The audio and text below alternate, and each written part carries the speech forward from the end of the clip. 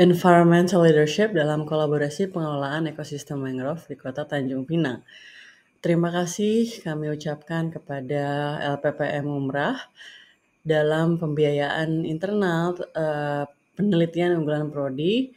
Di sini kami dari Prodi Sosiologi yang beranggotakan saya selaku Ketua Tim Penelitian, Siti Arieta. Selanjutnya ada Rahma, Syafitri, Casiavera, Annissa, Valentina, Taufiqqurrachman, dan Nanik Rahmawati. Saya mulai. Bahwasanya ekosistem mangrove merupakan solusi alami dalam mengatasi global warming. Ini sudah banyak penelitian sebelumnya, namun saat ini kondisi hutan mangrove mengalami degradasi. Jadi padahal karbon biru itu dibutuhkan untuk mengatasi pemanasan global, tapi banyak yang rusak hutan mangrove-nya akibat pemanfaatan rumah tangga ataupun pembukaan lahan untuk perumahan ataupun perkantoran.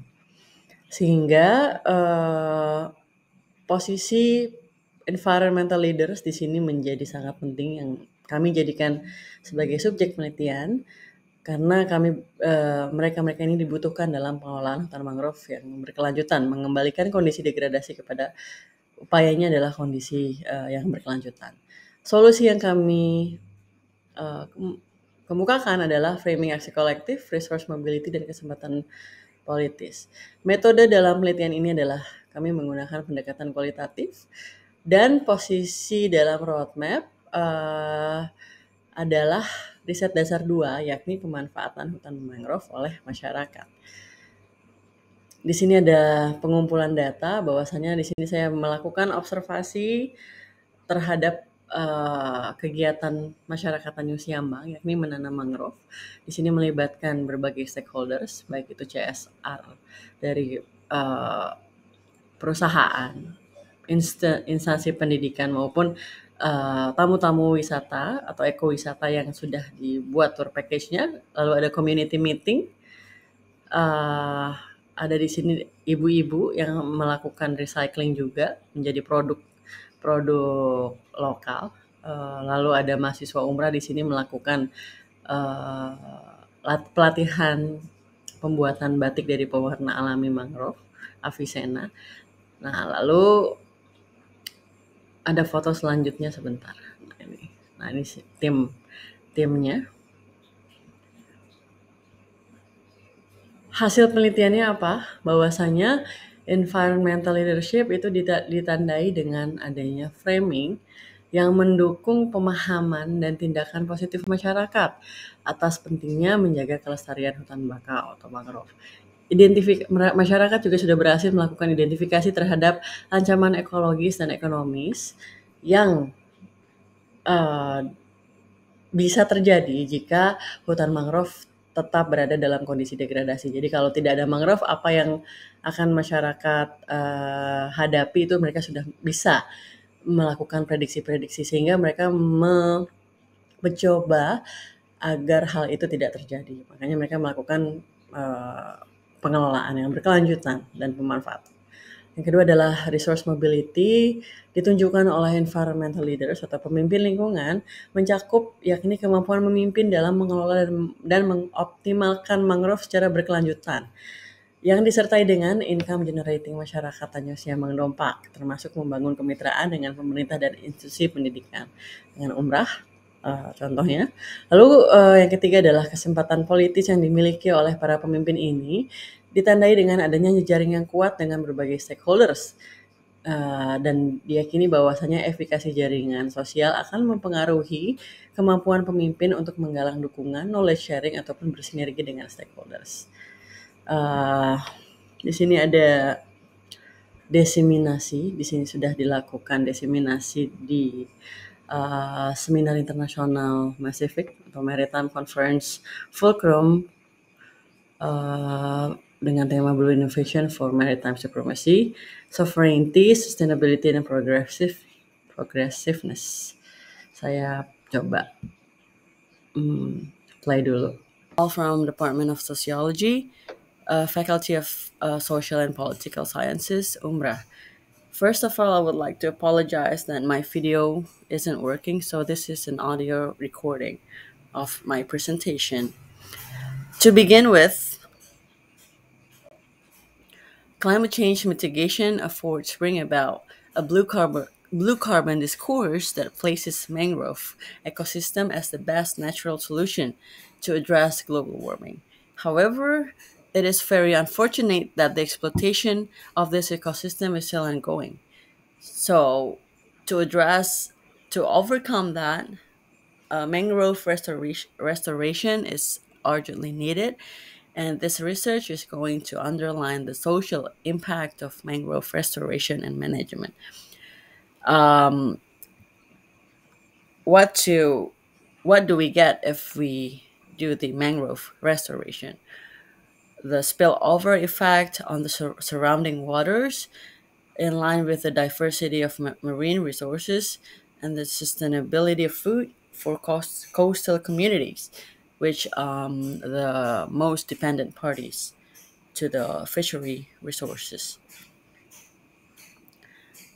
The previous studies have examined the relationship between mangrove and spillover effect, traditional use of mangroves, changes in coastal ecosystem in terms of mangrove exploitation, mangrove ecosystem management and conservation, mangrove in relation to resilience and climate change, and also mangrove and tourism. However, research on mangrove from sociological perspective is still limited.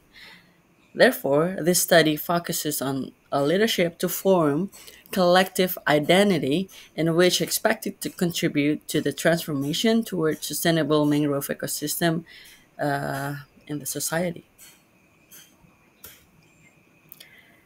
So our research question is, how do environmental leaders form collective identity in mangrove ecosystem collaborative management in Tanjungpinang? Oops, I'm sorry, this is a mess, but however, this is our theoretical background. We pick the collective identity from new social movement perspective, uh, and this have like strategy how to deliver collective identity from framing resource mobility and political opportunities, uh, that which expected that community transformation in mangrove management. Our methodology, I apologize, this also mess too because this is important PowerPoint presentation, so I don't really know what's going on, but we applied qualitative approach from Miles and Haberman. Our informants are who those involved in managing the mangrove ecosystem in Tanjung Siambang, Dompa, Tanjung Pinang. Results and discussion. We found that Tanjung Siambang has the potential of mangrove ecosystem. It has like 26 or almost 37% of the whole Tanjung Pinang mangrove ecosystem, and the community there also have already established collaboration and partnership with an NGO. It's a blue carbon NGO, Carbon Ethics, and also this NGO has been supporting local farmers to do the mangrove plantation, and also they also support the not only the farmers but also the local union or kooperasi to um, to not transform to utilize the mangrove into organic product and sell them, so it becomes income generating. We also found out that from that collaboration or from that partnership, the community in Tanjung Siambang has formed ecological awareness and the willingness and efforts to restore and conserve mangrove ecosystem and to form community-based mangrove management. The discussion. So, first of all, the framing. Actors involved in mangrove ecosystem management, both NGO and community, has shown collective action frames, described by the shared belief that contribute to the legitimacy of mangrove ecosystem function both ecologically and economically. If preserved, Tanjung Siambang community has proven the ability to perform environmental campaign in partnership with Carbonetics and to outline sustainable mangrove management initiative.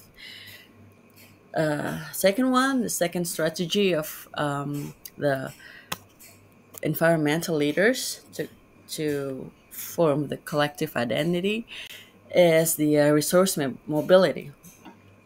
That the community demonstrated the efficacy of social networks in managing the mangrove ecosystem, not only through the PPDL or the farmers, but also to the community. And also, Tanjung Siambang community has positioned themselves as an environmental leaders who views mangroves as a collective identity that must be maintained and preserved. The adherent members of the network believe in the aims of the collaborative movement and will continue to recruit, including recruiting community figures to become environmental leaders who can adhere to becoming the most efficient control bearers of collective identity formulation. And lastly, the political approach that the collaboration between Tanjung Siambang community and Carbonetics provide access to support from blue carbon policymakers such as the village government, Malay traditional institution, and higher education institutions.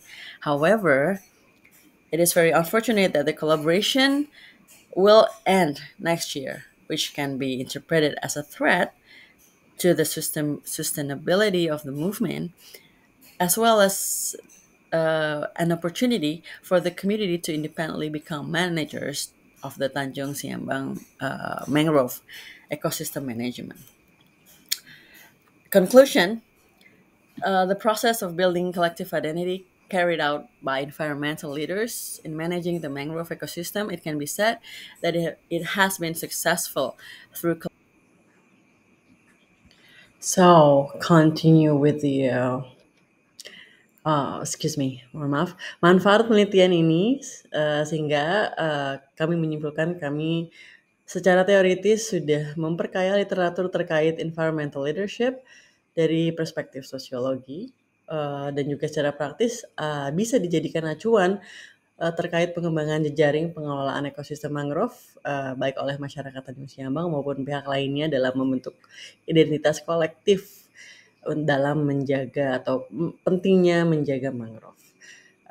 Baik, sekian dari kami dan mohon maaf atas segala kekurangan. Kami ucapkan sekali lagi terima kasih dan wassalamualaikum.